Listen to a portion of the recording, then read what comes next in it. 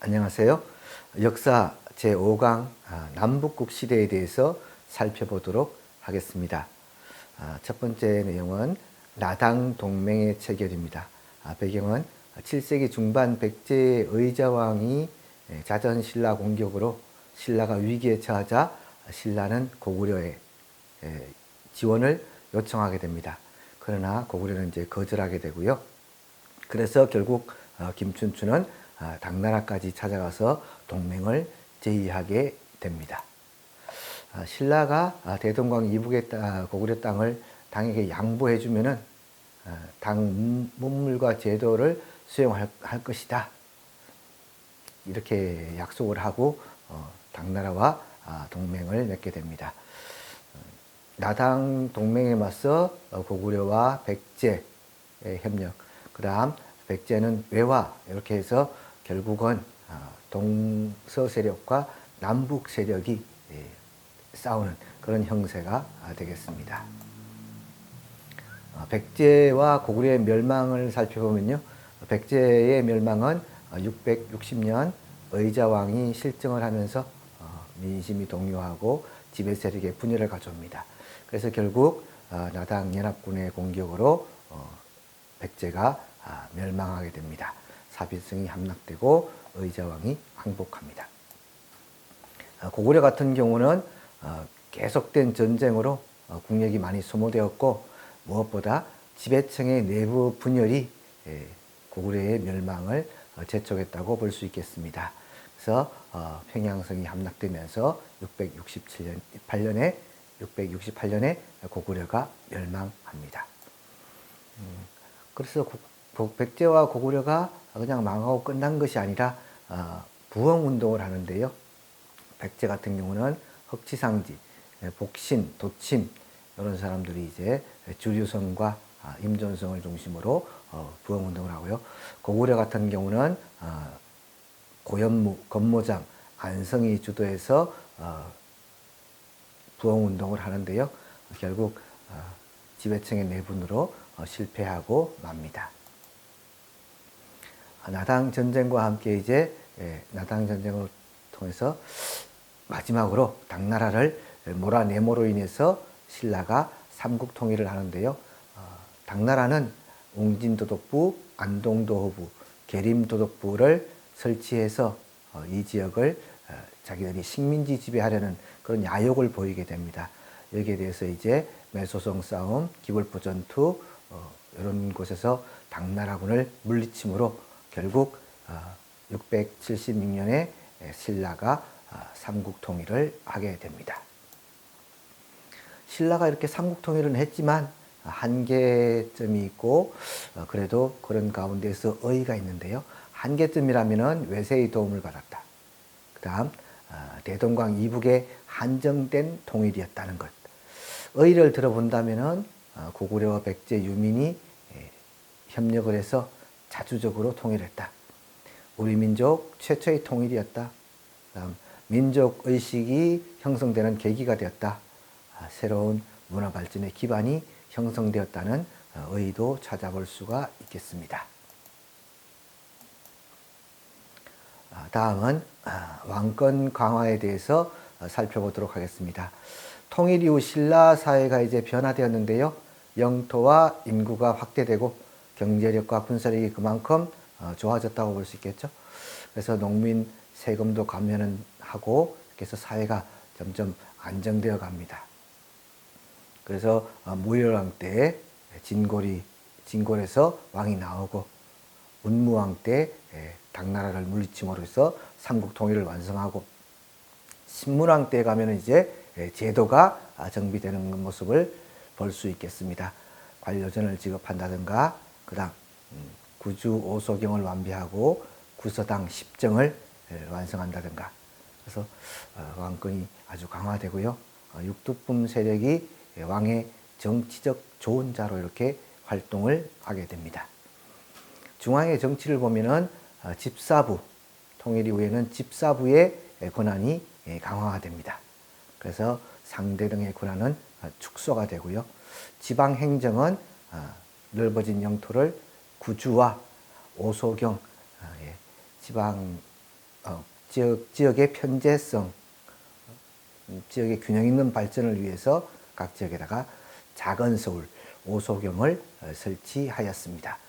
그러나 주 아래에 군과 현은 촌이 있는데요. 촌은 촌주가 직접 관리하는 그러한 형태가 되겠습니다.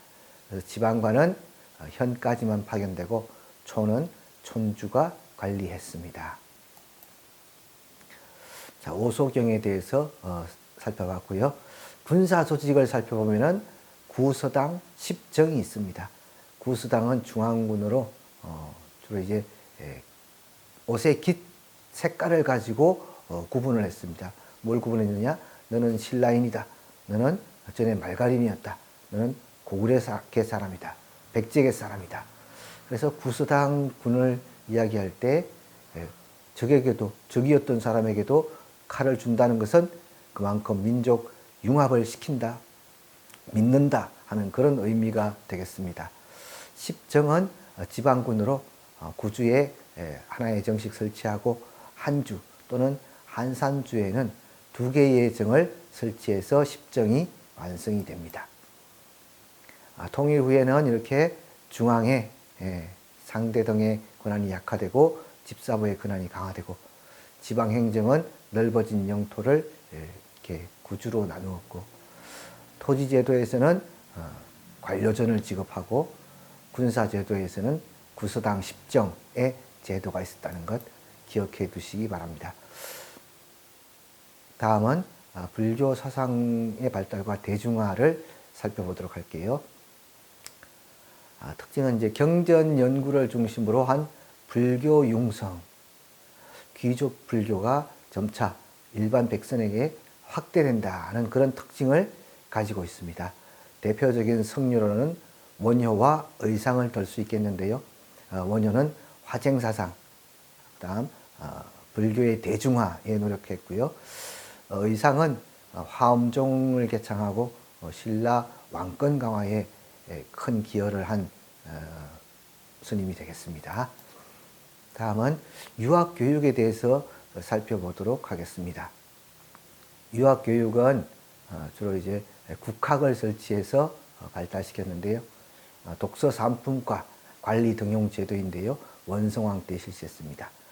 책을 읽은 정도에 따라서 3개의 등급으로 나누고 관직에 임명했습니다. 다음은 대표적 유학자를 좀 살펴보면요. 강수, 설총, 최치원 이런 사람들을 살펴볼 수 있겠습니다. 그 중에 진골 출신의 김대문이라는 사람도 있는데요. 이 사람이 화랑세기를 저술했습니다. 다음은 불교 예술의 발달에 대해서 살펴보도록 하겠습니다.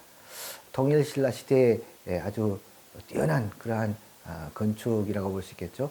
불국사, 그 다음 석굴암, 당대 최고의 건축기술과 예술성을 가지고 있습니다. 석굴암 같은 경우는 인공석굴사원인데요.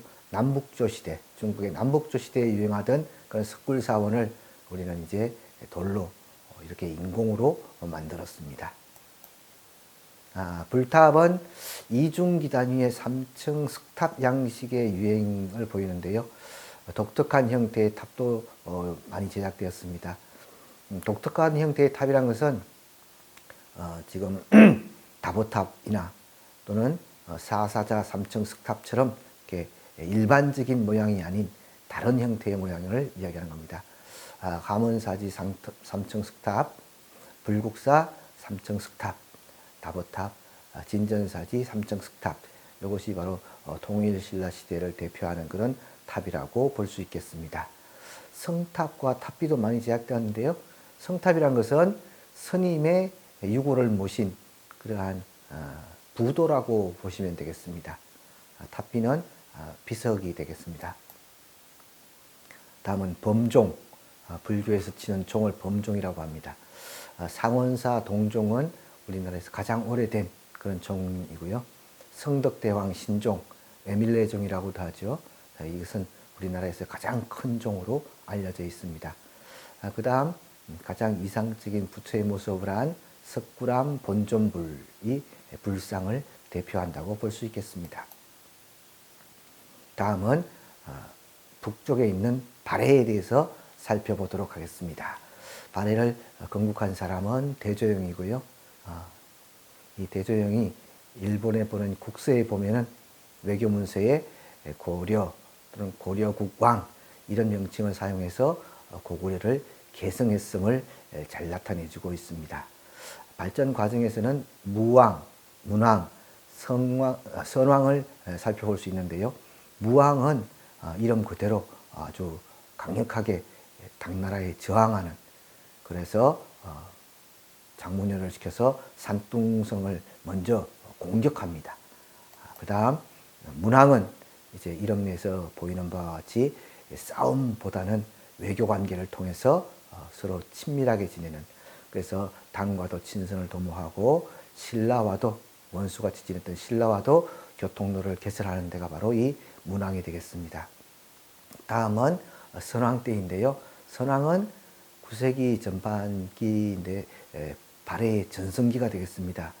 중국으로부터 해동성국이라고 불릴 만큼 나라가 발전했습니다. 그러나 이 발해는 926년에 거란이 침략해서 멸망하였습니다. 발해의 통치 제도를 살펴보면은 당나라의 제도를 많이 수용했습니다. 삼성육부의 그런 제도인데요. 특이한 점은 삼성육부제를 그대로 받아 쓴 게 아니라 명칭을 달리한다든가, 그래서 발해의 실정에 맞게 독자성을 유지해서 사용했다는 데 있습니다. 지방은 5경 15부 62주로 나누었습니다. 그 다음 군사 제도를 살펴보면요. 중앙군에 10위를 두었습니다. 지방군은 전략적 요충지나 국경지역에 별도로 설치를 하였습니다. 문화 특징, 고구려 문화를 기반으로 당 문화를 수용하고 말갈의 토착 문화와 다 융합된 그런 문화를 보여주는 것이 특징이라고 볼 수 있겠습니다. 문화유산으로 수도 상경성은 당나라 양식을 본받은 것이고요. 장안성은 못 받겠고, 다음 불상이라든가 기와에서는 고구려 양식을 개선한 모습을 볼 수 있겠습니다. 정혜경 공주 무덤도 마찬가지로 고구려 양식이고요. 정효 공주 무덤은 고구려 양식과 당 양식이 섞여 있습니다. 그 다음 발해에는 주자감을 설치해서 유학을 교육했고요. 그 다음 빈공과에 많은 합격자를 배출할 정도로 유학이 발달하였다고 볼 수 있겠습니다. 다음은 대외 교류를 살펴보도록 하겠는데요. 당나라와도 이제 신라도 처음엔 싸웠지만 나중에는 이제 공식적으로 사절이 왔다 갔다 하고 문물 교류가 빈번하게 이루어집니다. 신라인의 거주지인 신라방, 신라소, 신라원, 신라관 이런 것들을 만들었고요. 수출품은 금원세공품, 수입품들은 귀족들의 사치품을 수입했습니다. 일본과 동남아시아, 서역 이런 나라와도 교류를 했고요. 국제무역항은 울산항이었습니다. 당항성도 또한 발전했는데요. 특히나 이 페르시아제, 로마의 영향을 받은 그런 문화재가 경주에서도 발견되는 것으로 봐서 신라는 대외 교류를 아주 활발히 했다고 볼 수 있겠습니다. 성녀들의 활동, 해초는 왕호 천축 국전을 서저술했습니다. 천축국이라는 것은 인도죠. 그래서 인도를 다녀온 여행기라고 보면 되겠습니다. 자, 원효와 의상의 그러한 사상들은 일본 분류에 큰 영향을 주고요. 그 다음 장보고가 청해진을 설치해서 해상 무역권을 장악하기도 합니다. 발해의 대외 교류는 발해도 신라와 마찬가지로 문왕 이후부터는 당나라와 친선 관계를 유지하고 유학생이라든가 유학생을 파견하고, 그 다음 빈공과에 많이 시험을 보는 걸로 봐서 당나라와 아주 친하게 지내지 않았나. 그래서 당나라는 산둥반도에 발해관을 설치했습니다. 수출품은 말, 모피, 철, 인삼 이런 것들을 많이 수출했고요. 수입품은 비단, 서적을 많이 수입했습니다. 특히 이 발해는 일본과 좀 굉장히 친하게 지냈는데요. 여기에는 신라를 견제하기 위한 그러한 지정학적인 요소가 작용했다고 볼 수 있겠습니다.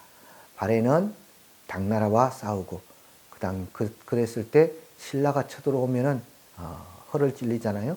그래서 이제 그렇게 하지 못하게 일본이 신라를 견제하게끔 해서 발해는 일본과 아주 친밀한 관계를 유지하게 됩니다. 발해 사람들이 일본에 보냈던 그런 외교 문서나 목가한 모습이 되겠습니다. 신라와의 교류, 신라와 발해는 아주 경쟁 관계에 있고 서로 원수처럼 그렇게 생각을 했습니다.